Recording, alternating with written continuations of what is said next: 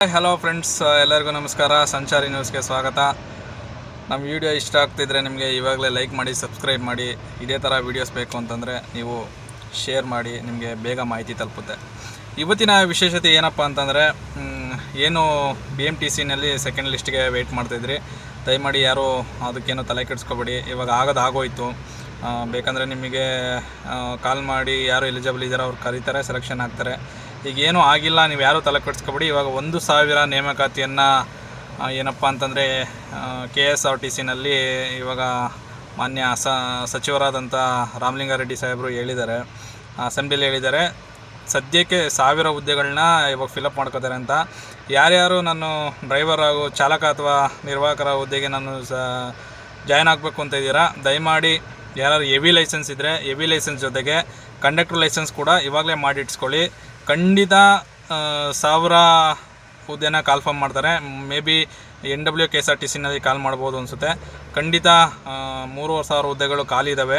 ಸದ್ಯಕ್ಕೆ ಇವಾಗ 1000 ಪೋಸ್ಟ್ನ ತುಂಬ್ಕೋತೀವಿ ಅಂತ ರಾಮಲಿಂಗಾರೆಡ್ಡಿ ಸಾಹೇಬರು ಹೇಳಿದ್ದಾರೆ. ಹಾಗೂ ಇನ್ನೊಂದು ವಿಶೇಷತೆ ಏನಪ್ಪ ಅಂತಂದರೆ, ವಯೋಮಿತಿ ಸಡಿಲಿಕೆಯನ್ನು ಬಗ್ಗೆ ಅಕ್ಷ ಸಂಘಟನೆಯಿಂದ ಕೆಲವೊಂದು ಮನವಿ ಪತ್ರಗಳನ್ನ ಸಲ್ಲಿಸಿದ್ರು. ಅದಕ್ಕೆ ಸಂಬಂಧಪಟ್ಟಂಗೆ ಮಾನ್ಯ ಮುಖ್ಯಮಂತ್ರಿಗಳು ವಿಧಾನಸೌಧದಲ್ಲಿ ಹೇಳಿದ್ದಾರೆ. ಅದರ ವಿಡಿಯೋನ ಇವಾಗ ಹಾಕ್ತೀನಿ ನೋಡಿ.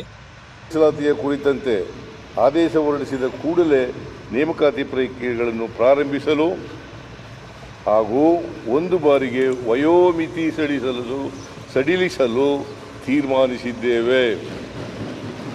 ಅದು ನೋಡ್ಕೊಂಡು ಬನ್ನಿ.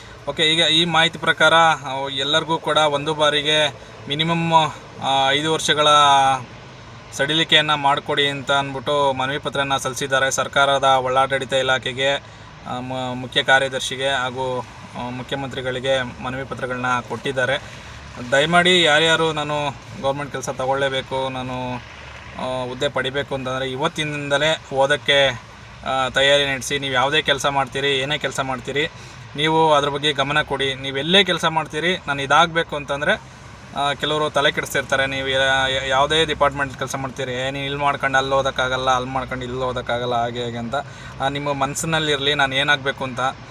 ನೀವು ಯಾವುದೇ ಹುದ್ದೆಯನ್ನು ಕೆಲಸ ಮಾಡ್ತೀರಿ, ನಾನು ಇದಾಗಬೇಕು ಅಷ್ಟೇ. ನನ್ನ ಮೈಂಡಲ್ಲಿ ಅವ್ರು ಏನೇ ಮೈಂಡ್ ವಾಶ್ ಮಾಡಲಿ, ಏನೇ ಮಾಡಲಿ, ನೋಡಪ್ಪ ನಾನು ಈ ಹುದ್ದೆ ಪಡಿತೀನಿ ಅಂತ ಅಂದ್ಬಿಟ್ಟು ನಿಮ್ಮ ಮನಸ್ಸಲ್ಲಿ ಇಟ್ಕೊಳ್ಳಿ. ಯಾರಿಗೂ ಕೂಡ ಹೇಳೋಕ್ಕೆ ಹೋಗ್ಬೇಡಿ, ನಾನು ಖಂಡಿತ ಇದು ಹಾಗೇ ಆಗ್ತೀನಿ ಅಂತ ಅಂದ್ಬಿಟ್ಟು ನೀವು ಮನಸ್ಸಲ್ಲಿ ಇಟ್ಕೊಂಡ್ರೆ ಖಂಡಿತ ನೀವು ಅದು ಹಾಗೇ ಆಗ್ತೀರಾ. ಕೆಲವು ಅಭ್ಯರ್ಥಿಗಳು ಹೇಳ್ತಾಯಿದ್ರಿ, ಸರ್ ಸೆಕೆಂಡ್ ಲಿಸ್ಟ್ ಬಿಟ್ಟಿಲ್ಲ ಅಂತ ನನಗೆ ಕಾಲೆಲ್ಲ ಮಾಡ್ತಾಯಿದ್ರಿ.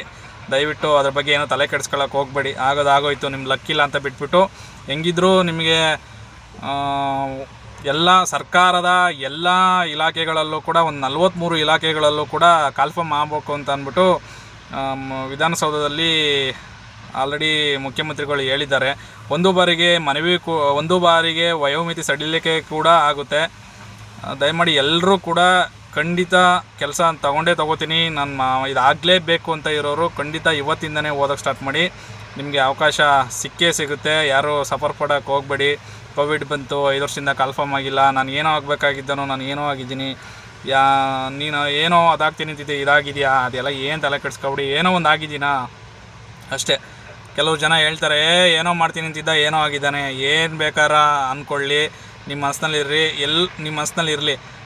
ಯಾವುದೋ ಒಂದು ಕಡೆ ನೀವು ನೋಡಪ್ಪ ನಾನು ಇಲ್ಲಿಗೆ ಬಂದುಬಿಟ್ಟೆ, ಅವ್ನು ಹಂಗೆ ಆಡ್ಕೊತಿದ್ದಾನೆ, ಅವ್ನು ಅಲ್ಲೇ ಇದ್ದಾನೆ, ಆಡ್ಕೊಳ್ಳೋರು ಅಲ್ಲೇ ಇರ್ತಾರೆ. ನಾವೇನೋ ಒಂದು ಆಗಿದ್ದೀವಾ, ಓಕೆ, ಯಾರೂ ತಲೆ ಕೆಡಿಸ್ಕೊಳ್ಳೋಕೆ ಹೋಗ್ಬೇಡಿ. ಖಂಡಿತ ಎಲ್ಲರೂ ಕೂಡ ಒಳ್ಳೆ ಎಫರ್ಟ್ನ ಹಾಕ್ತಾಯಿದ್ದೀರಾ. ನಿಮಗೀಗ ಒಳ್ಳೆ ಅವಕಾಶ ಸಿಗುತ್ತೆ. ಯಾರು ಕೂಡ ಎದೆಗುಂದದೆ ನಾನು ಕನಸಿನ ಹುದ್ದೆ ತಗೋಬೇಕು ಅಂತ ಪೊಲೀಸ್ ಕಾಲ್ಫರ್ಮ್ ಆಗುತ್ತೆ. ಪೊಲೀಸಿಗೆ ಇವತ್ತಿನಿಂದಲೇ ಓದ್ಕೊಂಡು ಫಿಸಿಕಲ್ಗೂ ರೆಡಿಯಾಗಿ ಸದ್ಯದಲ್ಲೇ ಪೊಲೀಸ್ ನೇಮಕಾತಿನೂ ಕೂಡ ಆಗುತ್ತೆ. ಉಳಿದ ಎಲ್ಲ ನೇಮಕಾತಿಗಳಲ್ಲೂ ಕೂಡ 43 ಇಲಾಖೆಗಳಲ್ಲೂ ಕೂಡ ಕಾಲ್ಫರ್ಮ್ ಮಾಡ್ತಾರೆ. ಇವತ್ತಿನಿಂದಲೇ ಓದೋಕ್ಕೆ ಸ್ಟಾರ್ಟ್ ಮಾಡಿ, ಖಂಡಿತ ಒಳ್ಳೇದು ಹಾಗೇ ಆಗುತ್ತೆ. ಹಾಗೆ ಏನಪ್ಪ ಅಂತಂದರೆ, ಜಾಸ್ತಿ BMTC ಕಂಡಕ್ಟರ್ ಮತ್ತು ಸಾರಿಗೆ ಇಲಾಖೆಯವರು ವೀಡಿಯೋಗಳನ್ನ ನೋಡೋದ್ರಿಂದ ದಯಮಾಡಿ ಯಾರ್ಯಾರು ನಾನು ಹುದ್ದೆ ಪಡಿಬೇಕು ಅಂತ ಇದ್ದೀರಾ, ಹೆವಿ ಆಗಿರೋರು, ಹೆವಿ ಲೈಸೆನ್ಸ್ ಆಗಿ 2 ವರ್ಷ ಆಗಿರಬೇಕು, ಹೆವಿ ಆಗಿರೋರು ಜೊತೆಗೆ ಕಂಡಕ್ಟರ್ ಲೈಸೆನ್ಸ್ ಕೂಡ ಮಾಡಿಸ್ಕೊಳ್ಳಿ. ಹಾಗೆ ಬರೀ ಕಂಡಕ್ಟರ್ ಲೈಸೆನ್ಸ್ ಆಗಿರೋರು ನನಗೆ ಡ್ರೈವಿಂಗ್ ಬರುತ್ತೆ ಅಂದರೆ ಏನೇ MA ಆಗಿರಲಿ, B.Ed ಆಗಿರಲಿ, BA ಆಗಿರಲಿ, PUC ಆಗಿರಲಿ, ಯಾಕೆಂತಂದರೆ ಇವಾಗ ಜಾಬ್ ಸಿಗೋದು ತುಂಬ ಕಷ್ಟ ಇದೆ. ಅದ್ರ ಜೊತೆಗೆ ಕಂಡಕ್ಟರ್ ಲೈಸೆನ್ಸ್ ಜೊತೆಗೆ ಹೆವಿ ಲೈಸೆನ್ಸ್ ಕೂಡ ಮಾಡಿಸಿಟ್ಕೊಂಡಿರಿ. ಇವಾಗ ಹೆಲ್ಪ್ ಆಗಲಿಲ್ಲ ಅಂತಂದರೂ ಫ್ಯೂಚರ್ಲಿ ಕೂಡ ಹೆಲ್ಪ್ ಆಗೇ ಆಗುತ್ತೆ. ದಯಮಾಡಿ ಎಲ್ಲರೂ ಕೂಡ ಗಮನ ಹರಿಸಿ. ಖಂಡಿತ ಸದ್ಯದಲ್ಲೇ ಇನ್ನು 1 or 2 ಮಂತ್ ಒಳಗಡೆ ಎಲ್ಲ ಇಲಾಖೆಗಳಲ್ಲೂ ಕೂಡ ಕಾಲ್ಫಾರ್ಮ್ ಮಾಡ್ತಾರೆ.